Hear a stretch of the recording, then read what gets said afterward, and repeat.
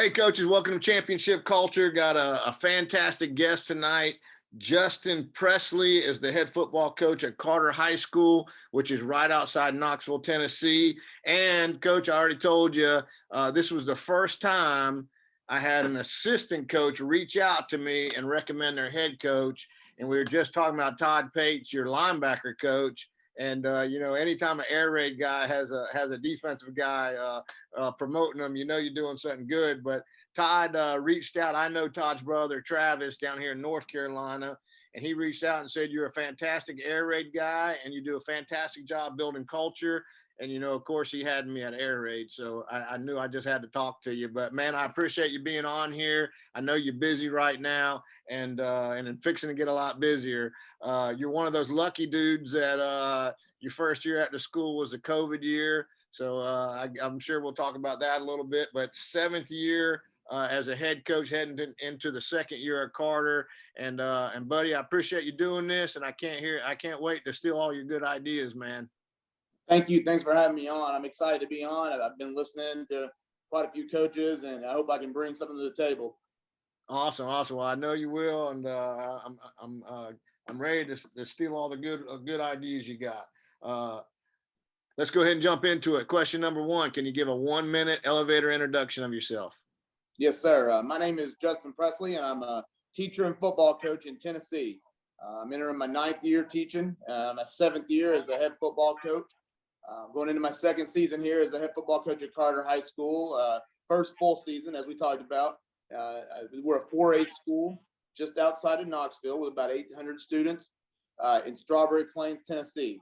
We've got a great community here with working class community, great kids, trying to build a program and trying to sustain a program for a long period of time between our high school and the rest of our leagues, our youth and our middle as well.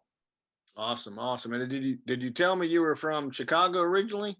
No, I'm actually from East Tennessee. I just moved out to Chicago to be the head football coach at Limblom Academy in 2015. So I was out there for 3 years and then came back to Tennessee to take over at Volunteer High School in Church Hill, which I was there for a couple of years. And then the opportunity to come back to where I'm from in East Tennessee around Knoxville and coach at Carter High School was a great opportunity. And I'm blessed to be here and excited to be at Carter now. Well, I know they probably don't have fried chicken or grits up there, so it was a smart move heading back south, wasn't it? No, there's a lot of really good food though. You got deep dish, you got Italian beef. I can go on and on about the food. There's no lack of food in Chicago. I got a buddy from Chicago, and he's always telling me how good the food is up there. So it's so good. I know it's so good. You consider driving there just to eat and come back. Exactly. All right, awesome. All right, so question number 2: how do you define culture in your program? Yes, sir. We define culture, and every one of our kids should be able to define culture as a group of people moving in one direction towards the same goals. And we break that down in a lot of different goals when it comes to good habits, passion, toughness, work ethic, drive, energy, punctuality, behavior, sacrifice, commitment. We have an arrow that we put up on the wall that has a whole bunch of those key words in it. And the point for us is for everybody in our program, not only players, but coaches and community that are involved, to be going in that same direction instead of a bunch of people having a different opinion about doing everything differently and going in other directions. Our culture is about everyone seeing eye to eye and moving in one direction, for the common goal that we're trying to reach.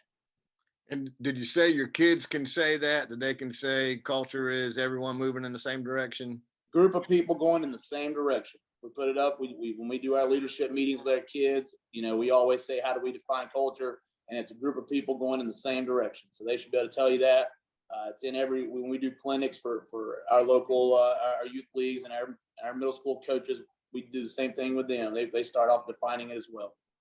That's awesome. I think that's so important that your players and your assistant coaches can say it. I don't. If they can't say it, I don't think it's real. So I love exactly it. Right. All right. Now's when we get to steal all your good ideas. Question number 3: what are the 3 best things you do to build culture in your program?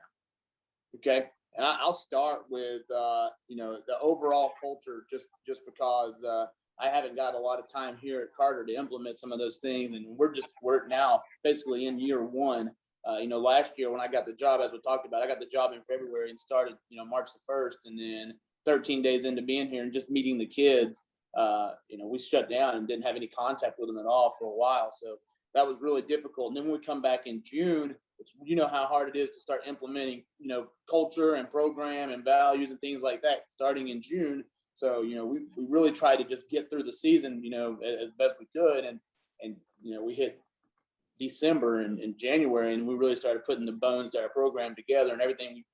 So it starts with staff, and that's putting a staff together that also, in that time understands, the challenge that we had ahead of us, with not getting to see the players. And we were, I was doing Zoom meetings with coaches, trying to get coaches. And luckily, when I got the job, we had put together a pretty good staff in the first, 15 days of being here before all that happened. But, the staff that we have, the biggest thing to me is getting coaches that just love players and love being around players and the kids can trust. I can't say enough about the coaches in our program, about how each individual coach of their position takes kids out. We bring kids in for dinner. We bring kids, when we're allowed to, we bring kids over and fellowship with them and meet with them. And we do a lot of things with our players to let them know that, this is about them and everything in our program is about the players. I wanted coaches that put players first, that put a premium on relationships. And that was, to me, before you even get started implementing any culture ideas, you got to have people on the bus that has that same vision. And we did a really good job. And I've never had a staff more than 8 coaches before I came here. And last year we got 9 or 10. And now this year we're hitting 12. So, getting the administration to see what we want here and the vision that we have is starting to come to fruition because they're giving us these opportunities to add coaches. And now we have a staff of 12 coaches. And like, we talked about, Coach Pate, who recommended me. He came to watch a couple of our practices and he said, I want to be a part of this.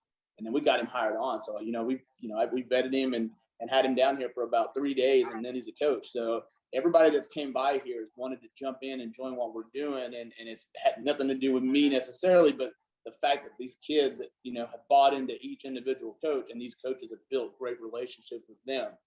The next thing in the overall picture to me is players as well, getting players on that same bus. And, little thing about Carter, when I took the job here, I was the 6th head coach in the 6th year. So they had went through a coaching change. No kid I had the same coach for 2 years. This is the first year that we have kids in this program that have had the same coach twice, that have had the same offensive system, same defensive system for the second time. And really, we called last year 0 because, we didn't have a full year. We didn't have a full off season. We got started in June, and then, a couple of times we're out 2 weeks, a couple of times we're back, so we never knew, it was just, I think difficult to navigate. Yeah. I think coming to a new program, I always call the first year 0 anyway. But for you, it was like year 0 on steroids coming in. It was a real year. Yeah, it was a real year. There was it was a real year 0. You really didn't, we were just, hoping that we can play a game. That was it. We didn't even had no expectations for 10 games, 9 games. We were just hoping to get a game in. And then, every day, you guys know, you hit Friday and you're like, are we going to get to play or not? Thursday night, you see games getting canceled. And it's just, it was tough. It wasn't even thinking about, are we going to be in the playoffs? Are we going to win it, necessarily winning games? It was just, are we going to get to play this week? Are we going to have to scramble for an opponent? So yeah, we called it year 0, and I think always when you start a new program, it's basically, unless you get in there like the day after the last season ends, it's tough to come in and implement things. But getting those coaches and players bought in, we did that last year in a tough year, and I felt like as soon as the season ended, we hit the new season running, and year 1, as I call it, and everything we wanted to implement in the first year I got there, and that's the tough part too, because you have all these ideas when you become a head coach of the place, and you write them all down, and you got all this packets ready and everything. You get there and like, this is what I'm going to do, and this is what we're going to do, and every kid's going to love it, and they're going to buy in. And then all of a sudden, you don't even know them. You can't even learn their names before you don't even see them again. There was no way I was going to come in and implement a locker policy in June. There was no way I was going to come in and start talking about earn your colors or anything like that. We're just trying to get kids there to have practice. So, and then as you probably know, when you have a year where you don't implement those things, then trying to implement those things becomes even more difficult because kids get this kind of, laissez-faire attitude that this is what we're going to do. But, so when you try to bring the hammer down and set some expectations and put some discipline in place, that it's a little bit tougher.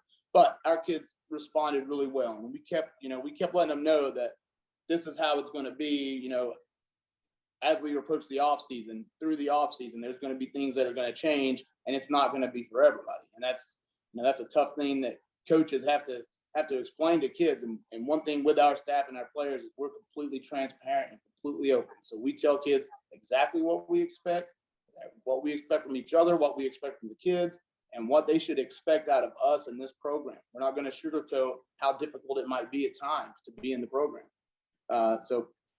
It's been really great. So you got your staff, you got your players in the overall, and then you connect everyone, which is what we talked about with our main definition of culture, is connecting everyone. Once you get the staff and the players on board, then you really implement the connect everyone, which is your main part of the culture. Once we had our staff and our players on board and fully in support of what we're doing, we started spreading that out. We started using that to spread our culture throughout the school, throughout the community. And here's where it starts getting to the particular things that we do to start to do that. And I talked about selecting lockers. When I got here, we get about 60 players in our program. We have about 50 lockers, and they're nice wooden lockers. They're not, nothing super great. This is a blue collar community, and we don't have a whole lot of money in this program. We do what we can. The parents do a great job fundraising, and the kids do what they can. But we have about 50 pretty nice lockers that are pretty good size for kids. You could probably fit 2 players in a locker.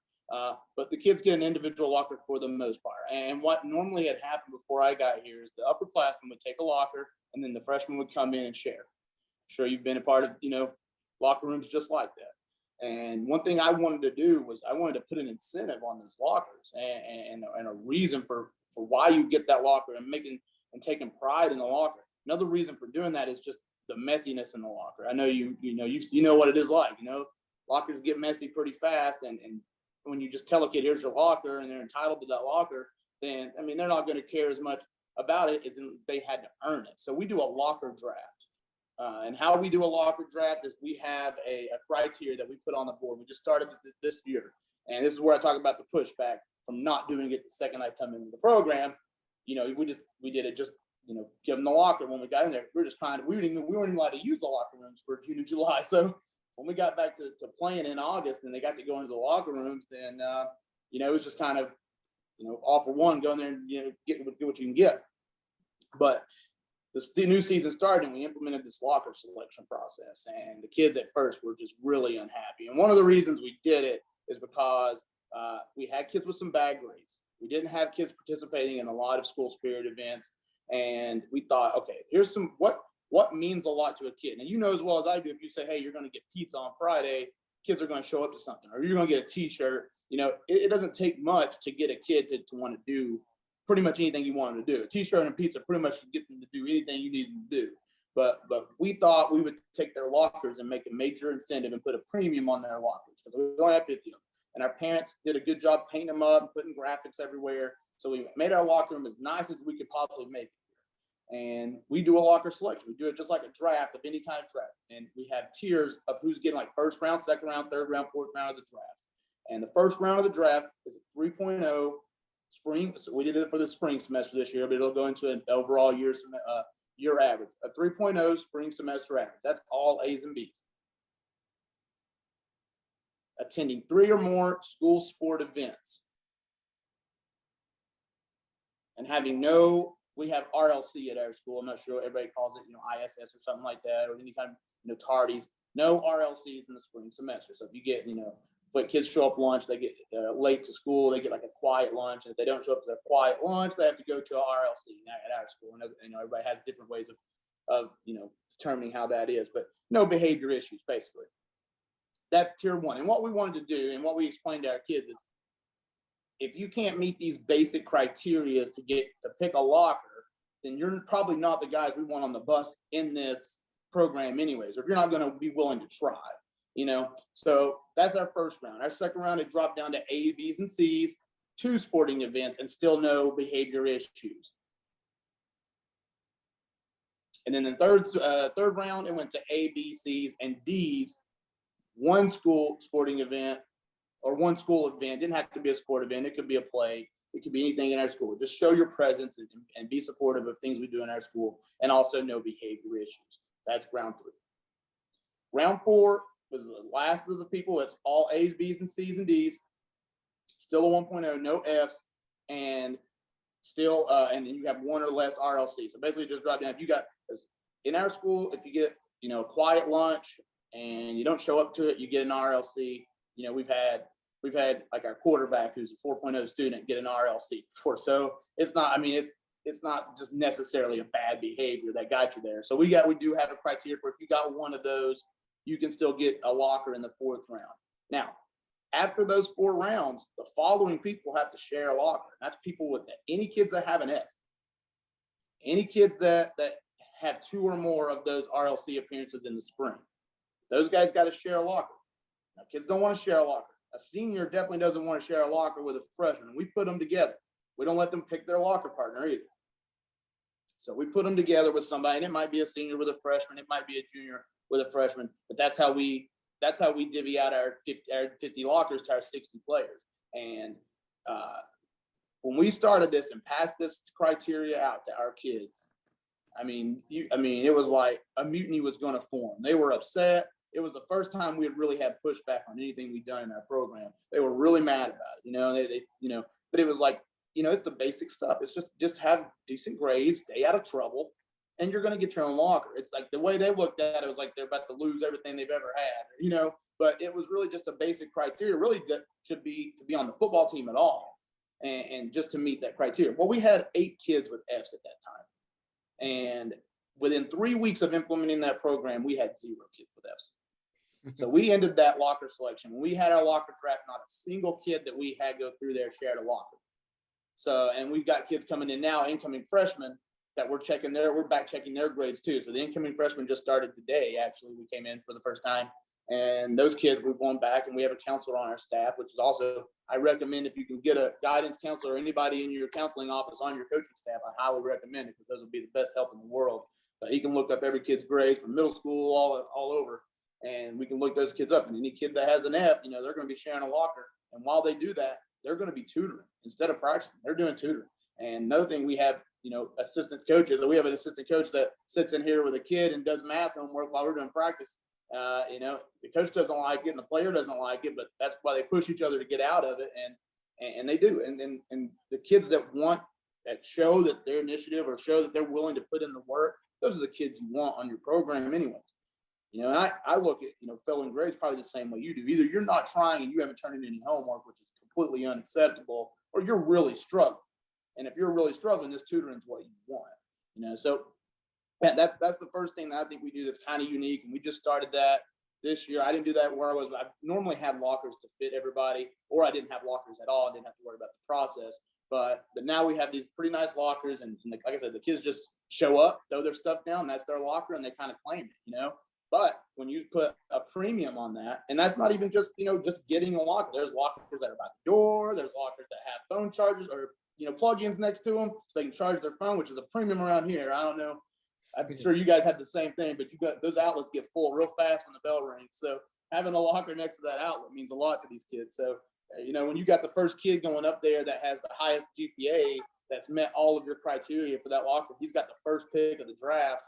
You know, it's a pretty cool moment. We treated it like an NFL draft. We brought the kids out. We said first round selection. We said, this is the guy with the highest GPA, met all the criteria. You get to go in and select a locker. And he goes in, selects a locker.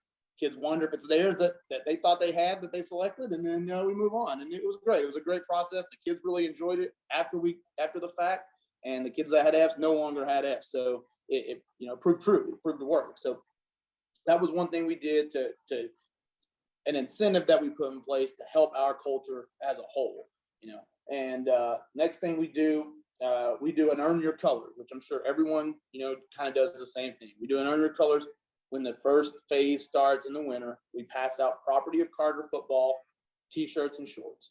Those are the basic gray, gray old 1940s shirts and shorts, and the kids wear those. And the kids don't wear them, yeah, and they don't like them. They want, they want the nice gear. We're Nike and Jordan here, so they want all the Nike and Jordan stuff. We pass them out these, Gildan, gray Property of Carter shirts, and we make them work out in those. And each week we do a 2-player weight room MVP announcement. And when we do that announcement on the 2 MVPs, we give them their own to keep Carter football green shirt or gray and green shirts. So they've earned their colors. It's kind of a rite of passage through the spring as you've gone through and you've earned your colors. You've worked hard in the weight room.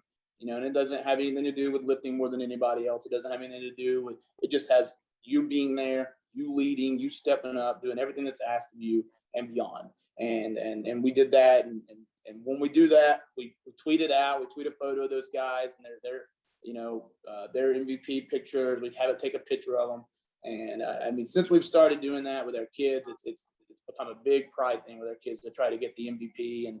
And I think it's helped a lot of team morale. And you see a lot of guys that are just excited for guys that get it, guys that are mad when they don't get it and work harder to get it. And then you see guys that get upset and pout, and you start learning a little about your program. You learn about the guys that don't like not getting stuff and don't really feel like they have to work to earn it. And that kind of, you start seeing like, who are the guys that are not on the bus?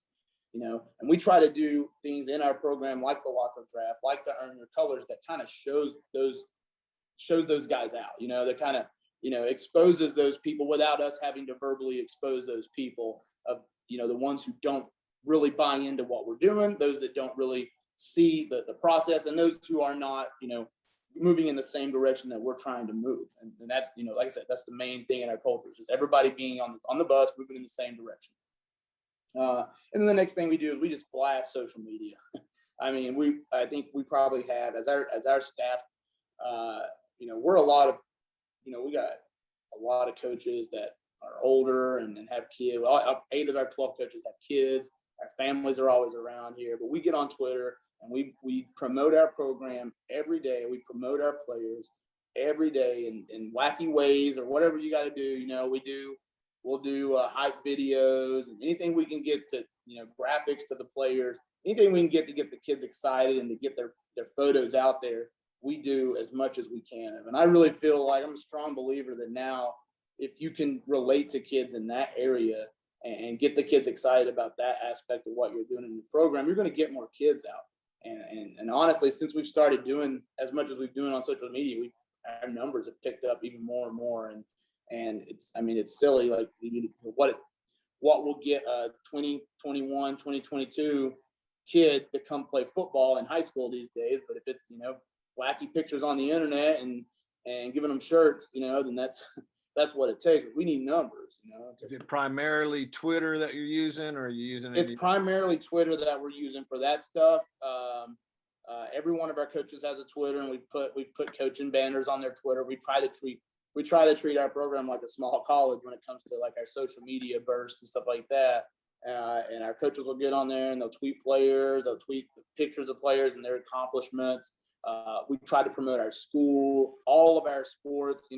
Every one of our coaches are congratulating and always complimenting on our other sports, building that relationship and just connecting our entire community, through social media the best we can. And really, we kind of picked doing that up just because of the pandemic. We didn't have any other way to really promote our program or spread, any of our information. So we use Twitter and Facebook for spreading information. But the easiest way to get like quick pictures out there, and you can do the graphics and the little funny memes and stuff like that. And the kids love that stuff. So we get on there and we'll do that as coaches, and we'll be goofy on there, and the kids will be goofy on there, and we'll make pop culture references and all that stuff. But it's just it's just things like that gets the kids to see who we are on the outside of. Do you have a coaching team? them up. Do you have a team Twitter page, or is it just individual? We have each individual coach has a Twitter page, and we have a team Twitter page. And I'll give you those when at the end when you need my contact information. I'll get mine and our teams out there.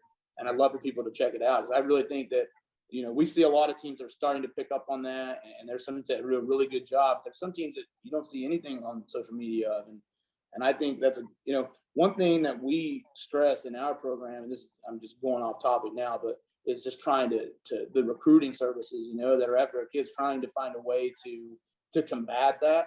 And our way to combat that is just promoting our kids online ourselves. So for nothing, not taking any money, not doing, not promising anything, but just saying, here's our kids, they're great.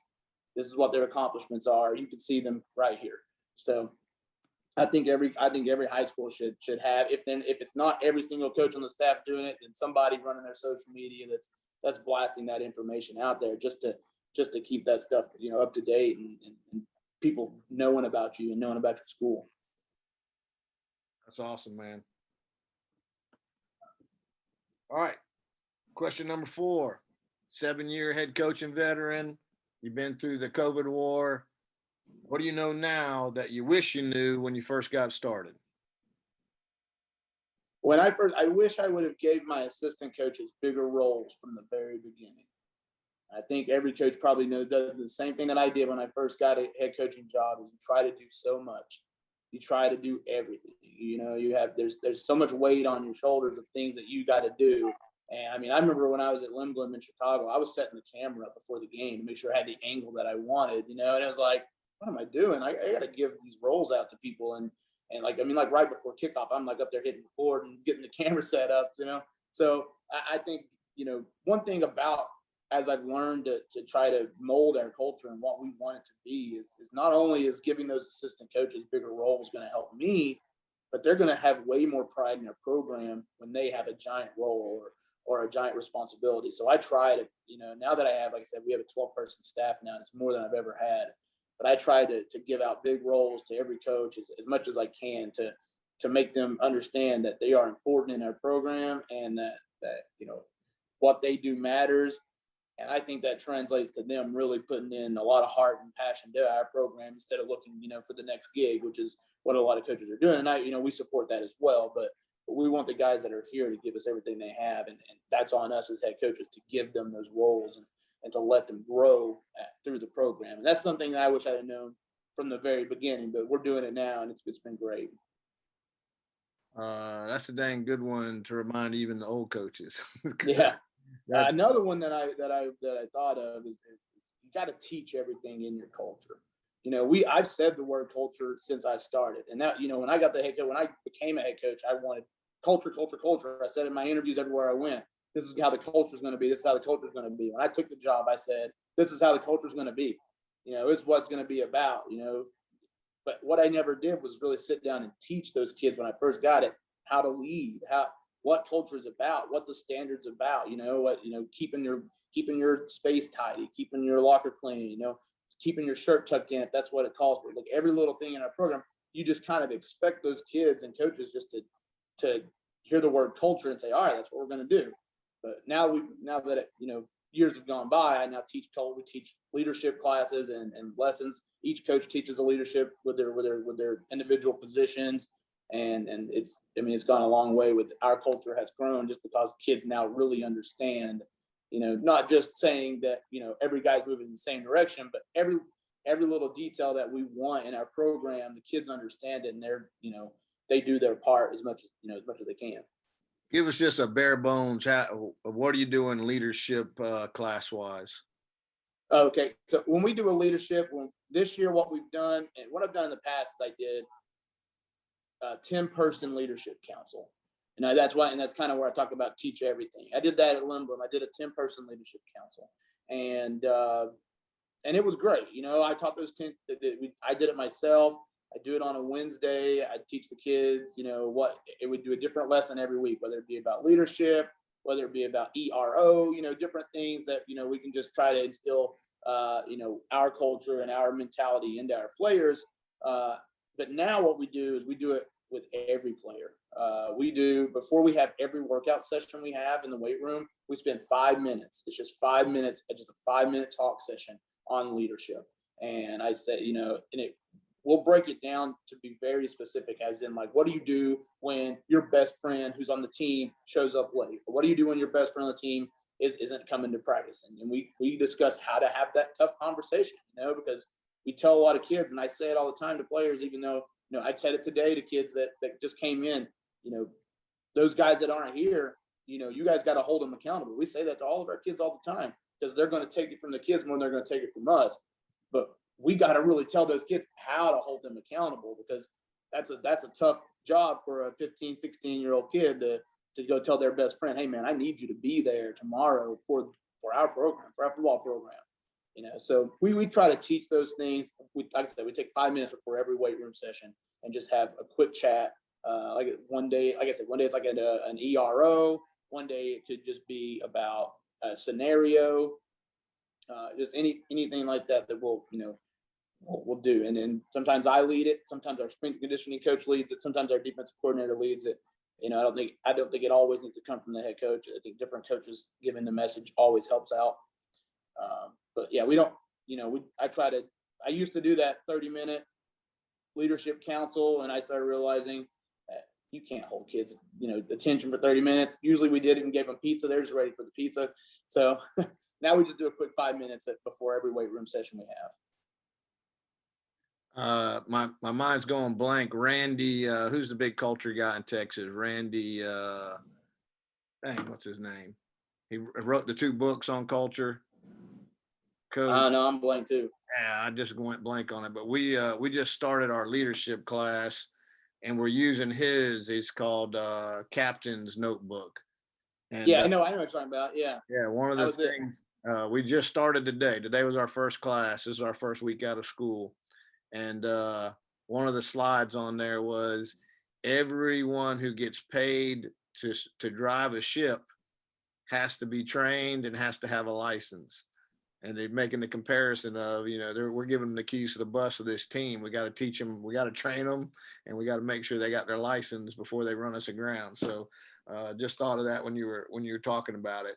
Man, you've been doing fantastic. I sure am glad Coach Pate hit me up on Twitter about you. Question number 5. What is your contact information?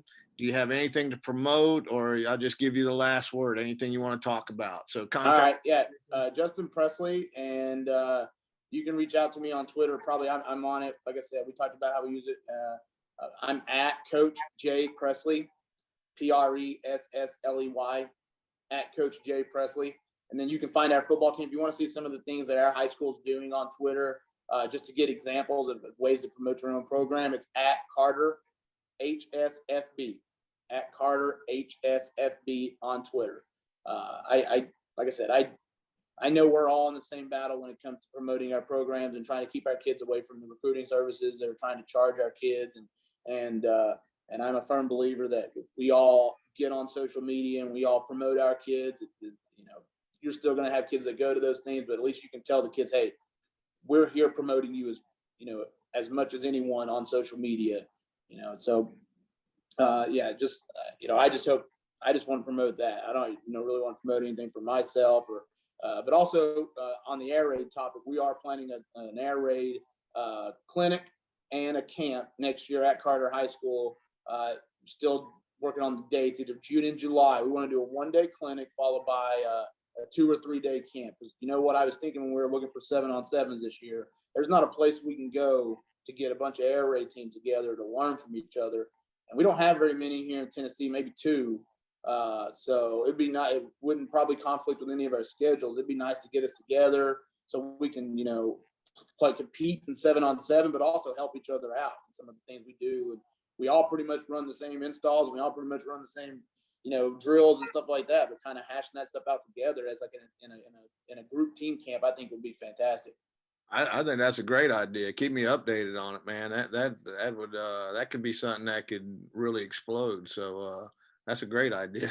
Yeah, we're going to do it at Carter High School next year, and you'll be involved. And we got a couple other coaches I'm working on, and then we'll try to get everybody that's an air raid coach, especially in the Southeast, to come in and like I said, we'll all present to each other. I'm sure there's a lot of defensive guys that probably want to talk about what they do defensively in the air raid as well. So we can get together and have just a 1-day clinic session, and followed by having our teams compete and practice together for a couple days. That sounds fantastic. I'm looking forward to that. All right, brother, you did fantastic, man. I gotta give a high five to Coach Pate because you knocked this one out of the park, man. I appreciate you coming on. I appreciate you doing this, and I can't wait to get on your team Twitter page and see how you're handling. I love there's only a handful of programs in the country, I think, that really go above and beyond on social media, and I'm always jealous of them.